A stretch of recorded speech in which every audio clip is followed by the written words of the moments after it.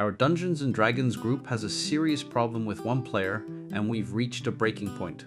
Our friend group has been playing a weekly campaign for 2 years. About a year ago, a friend of our dungeon master joined the game, playing a character called the Blood Knight. He was going through a tough time, and while we wanted to be supportive, his behavior became overwhelming.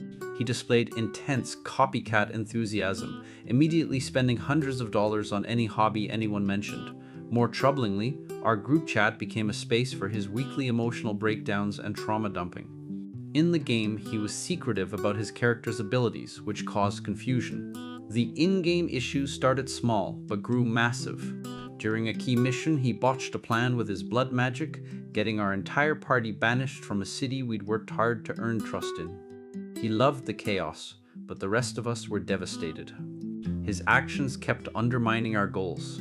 He'd sulk during boss fights if he couldn't use his special abilities, and he constantly pressured our overwhelmed DM to change the story for him. But the final straw was horrific. Last session, we had thousands of vampire prisoners.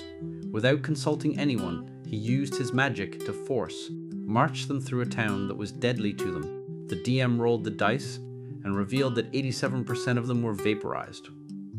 My husband froze, then realized the awful real-world parallel. The death toll was higher than the actual Trail of Tears. It became infinitely worse when I remembered the Blood Knight once told me he sees vampirism as an allegory for being gay.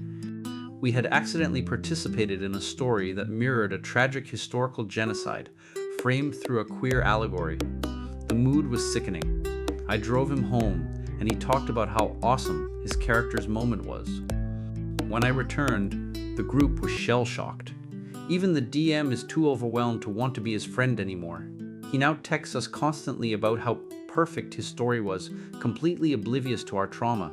We skipped this week's session just to recover. I can't do this anymore. The game is no longer fun. I plan to talk to him after driving him home next Saturday. Am I the wrong one for saying he has to leave the group?